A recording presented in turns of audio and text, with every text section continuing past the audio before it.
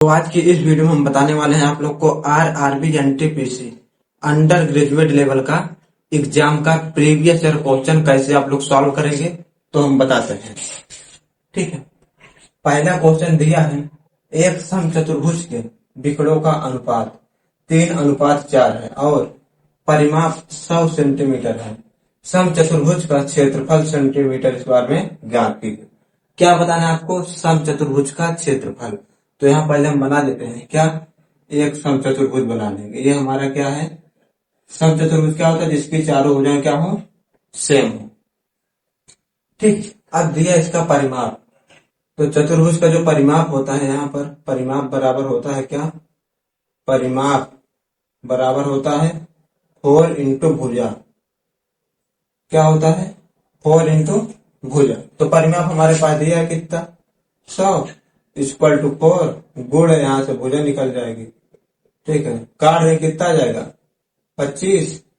तो 25 equal to हमारा क्या आ गया, भुजा आ गई। ठीक है, जो है चतुर्भुज है इसकी एक भुजा कितना दिया है, 25 से। ये होगा 25, ये 25, ये भी 25 और ये भी 25। अब उसके बाद यहाँ पर दिया है विकर्ण। विकर्ण का अनुपात आपको दिया। विकर्ण क्या होता है? एक विकर्ण ये हो जाएगा और दूसरा विकर्ण ये। इन दोनों का अनुपात दिया है 3:4 है। ठीक है, तो हम विकर्ण मान लेंगे। विकर्ण क्या हो जाएगा हमारा, D1 हम मान लेंगे इक्वल टू कितना दिया है, अनुपात में दिया है तो इसको हम मान लेंगे 3x और यहाँ पर मान लेंगे D2 इक्वल टू 4x।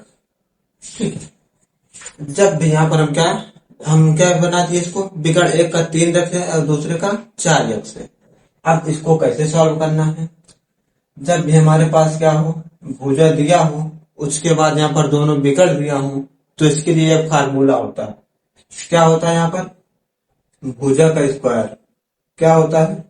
भुजा का स्क्वायर इक्वल टू होता है ये विकर्ण।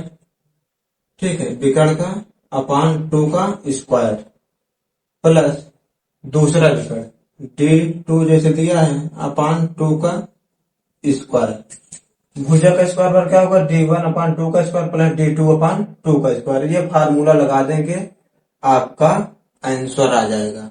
ठीक है, तो यहाँ भुजा हमारे पास दिया कितना, 25, तो हम लिख देंगे 25 का स्क्वायर इक्वल टू D1 का हमारे पास मान दिया कितना है 3x, तो 3x अपान 2 का स्क्वायर प्लस D2 का मान दिया कितना 4x बटे 2 का स्क्वायर। अब इसको सॉल्व कर दें कितना जाएगा 625 equal to 3 3 9x square upon में 4 प्लस 4 चौक 16 x स्क्वायर अपान में 4। अब यहाँ पर हर क्या है, सेम है, तो इधर क्या दिया 625 इक्वल टू, इसको जोड़ेंगे 16 9 25x स्क्वायर अपान में क्या आ जाएगा 4। अब 25 से काट देंगे, 25 25 में कितना होता है 625। इसका गुणोत्तर करा देंगे, 25 चौका 100 बराबर क्या हो जाएगा x स्क्वायर। तो यहाँ पर हम निकाल देंगे। ठीक है, x इक्वल टू हमारा क्या आ जाएगा 10 आ जाएगा। जब दिया है x स्क्वायर बराबर 100, तो x का मान हमारे पास कितना आ जाएगा 10 आ जाएगा। अब यहाँ पर विकर्ण दिए हैं कितना 3 और 5, तो 3x और क्या दिया है 4x। तो यहाँ पर 3 गुणे 10 बराबर कितना आ जाएगा 30 आ जाएगा। ठीक है, उसके बाद दूसरा यहाँ पर दिया है 4 गुणे 10 कर दे कितना आ जाएगा 40। एक विकर्ण कितना है 30, दूसरा है 40। तो हमसे पूछा क्या है, क्षेत्रफल पूछा है। तो जो क्षेत्रफल होता है, समचतुर्भुज का क्षेत्रफल होता है दोनों विकर्णों का गुणनफल अपान 2 होता है। तो दोनों विकर्ण यहाँ पर D1 कर देंगे इंटू D2 अपान में क्या होता है 2 होता है।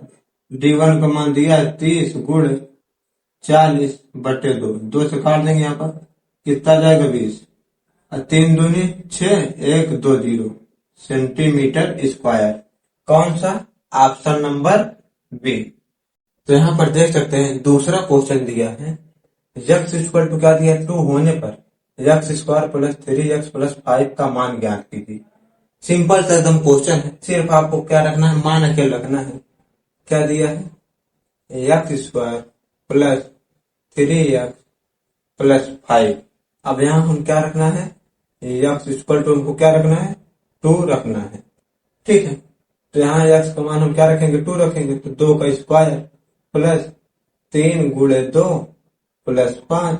2 का स्क्वायर करें कितना आ जाएगा, 4 प्लस 3 2 6 प्लस 5 और 6 4 10 5 15। यही आ जाएगा आपका आंसर, ऑप्शन नंबर बी।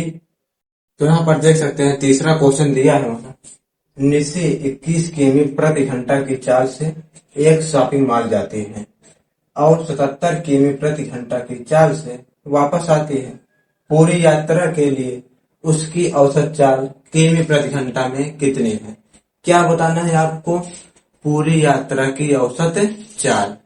ठीक, तो इसमें क्या करना है, औसत चाल बराबर एक फार्मूला होता है, क्या होता है, औसत चाल बराबर क्या होता है, 2xy अपान x प्लस y। इसी फार्मूला पर आपको रख देना है। ठीक है, 2x का मान आपके पास दिया है क्या, 21 किमी, तो हम रख देंगे 21। y का मान दिया है 77, हम रख देंगे 77 अपान में x का मान क्या होना, 21 प्लस y का मान 77। अब इसको हम क्या करेंगे, सॉल्व कर देंगे, तो ऊपर रहेगा 2 गुणे 21 गुणे 77 अपान में क्या आ जाएगा, इसको जोड़ देंगे, 7 1 8 और 7 2 9, कितना आ गया, 98। अब ये हमारे 7 से कट जाएगा, 7 1 कम 7 2 बचे, 7 4 28, फिर ये 7 से कट जाएगा, 7 3 21।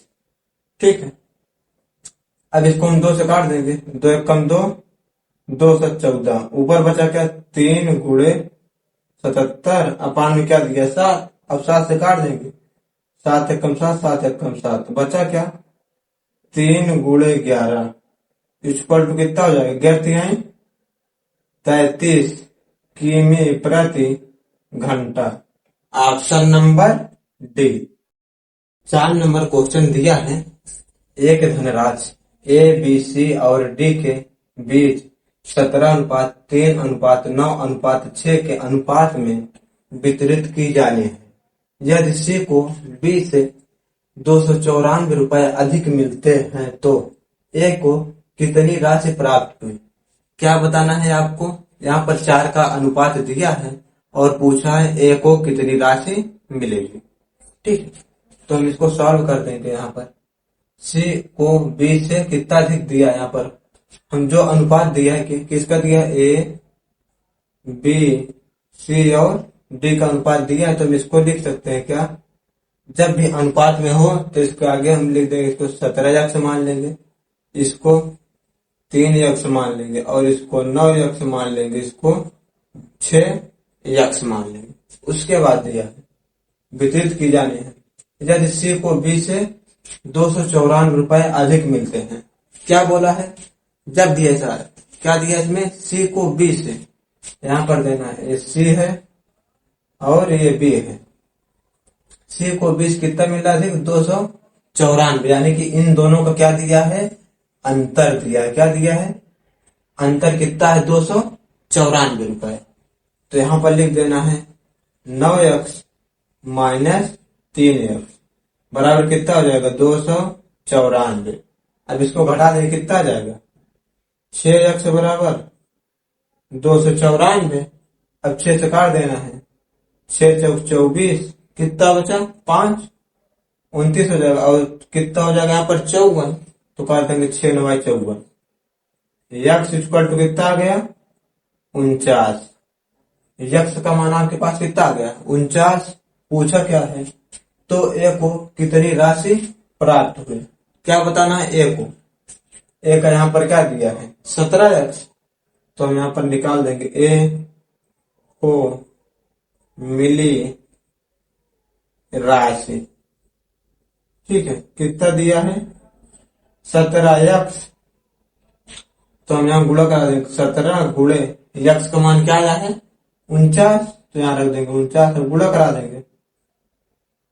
ठीक है, यहाँ पर देख 17 गुणे क्या करना है, 49, इसका गुणा करा देंगे, कितना आ जाएगा, 963 के 3, हासिल लागत 6, फिर इसका 7 चौक 28 और 9 एकम 9, कितना आ जाएगा 9 8 17 के साथ हासिल लागत 2 1 3, आगे 37, 37 में 6 जोड़ेंगे 37 3 40 3 43, 43 की 3, हासिल लागत 4, फिर 4 एकम 4, 4 में 4 जोड़ेंगे 8, कितना आ गया 833।